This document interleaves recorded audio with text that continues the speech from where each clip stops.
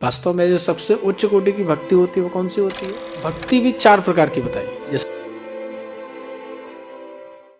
वास्तव में जो सबसे उच्च कोटि की भक्ति होती है वो कौन सी होती है? त्रिगुणातीत भक्ति, जो निर्गुण भक्ति होती है उसको सबसे उत्तम कोटि की बात। जैसे भक्ति भी 4 प्रकार की बताई गई। अगर आप तृतीय स्कंद पढ़ें तो उसमें संभवतः 28वां अध्याय है, 28वां या 29वां, तो वहाँ पे एक बात प्राप्त होती है कि भक्ति भी 4 प्रकार की बताई। जैसे सत्वगुणी भक्ति, रजोगुणी भक्ति, तमोगुणी भक्ति और फिर निर्गुण भक्ति। जैसे कोई व्यक्ति इसलिए जप कर रहा है कि किसी व्यक्ति की हानि हो जाए, ऐसे यद्यपि कोई करता नहीं है, लेकिन अगर कोई बाय द वे करे तो इसको क्या बोला जाएगा? तामसी भक्ति बोला जाएगा, तमोगुणी भक्ति बोला जाएगा। रजोगुणी भक्ति उसको कहते हैं जब कोई अपने उत्कर्ष के लिए, अपनी यश, प्रशंसा, लाभ, पूजा, प्रतिष्ठा, मान सम्मान, इसके लिए जब कोई नाम जप करता है, भगवान की भक्ति करता है तो उसको क्या कहते हैं? रजोगुणी भक्ति कहा जाता है। सत्वगुणी भक्ति उसको कहते हैं कि वेदों में कहा गया है, गुरुजनों ने कहा है, वैष्णवों ने कहा है, तो चलो भक्ति कर लेते हैं, मतलब जो हमारे बड़े हैं उनकी आज्ञा को पालन कर लेते हैं, इसको कहते हैं सत्वगुणी भक्ति। लेकिन एक होती है निर्गुण भक्ति।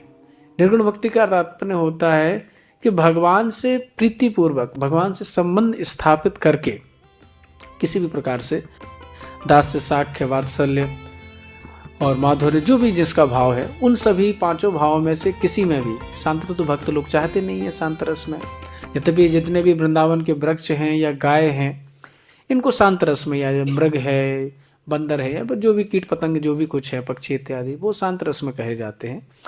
लेकिन प्रायः जो भक्तों की अभिलाषा होती है वो किसकी रहती है?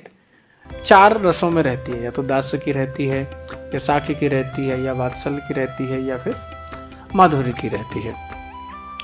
तो इस संबंध के अनुसार भगवान को तत्सुखी भाव से प्रसन्न करने के लिए जो भक्ति की जाती है उसको क्या कहते हैं? निर्गुण भक्ति कहा जाता है, और जो सबसे श्रेष्ठतम है। जैसे भक्ति रसामृत सिंधु में जो श्री रूप गोस्वामी पाद ने वर्णित किया है कि अन्याभिलाषिता शून्यम ज्ञान कर्म अनावृतम, है ना।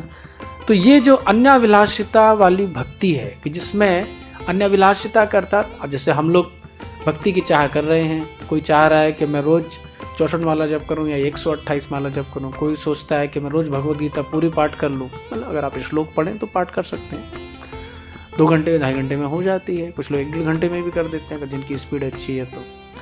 तो अभिलाषाएं तो हैं, ऐसा नहीं कि भक्तों के हृदय में अभिलाषाएं, लेकिन यहाँ पे किस अभिलाषाओं को शून्य करने के लिए कहा गया है? अन्य अभिलाषिता। अन्य अर्थात जो भक्ति से विरुद्ध अभिलाषाएं हैं। जो भक्ति संपन्न अभिलाषा है उनको तो हर कोई चाहेगा। अब कौन व्यक्ति गोवर्धन के दर्शन नहीं करना चाहेगा? तो ये तो अभिलाषा ही है ना। कौन व्यक्ति परिक्रमा नहीं देना चाहेगा? कौन व्यक्ति श्री विग्रह के सामने कीर्तन नहीं करना चाहेगा? तो ये भी तो अभिलाषा है। लेकिन ये इस अभिलाषा का निषेध नहीं किया गया। कौन सी अभिलाषा का निषेध किया गया है? जो सांसारिक अभिलाषा है, जिससे संसार के बंधन प्राप्त होता है, ऐसी अभिलाषाओं के लिए निषेध किया गया है। प्रेम्णाचलम्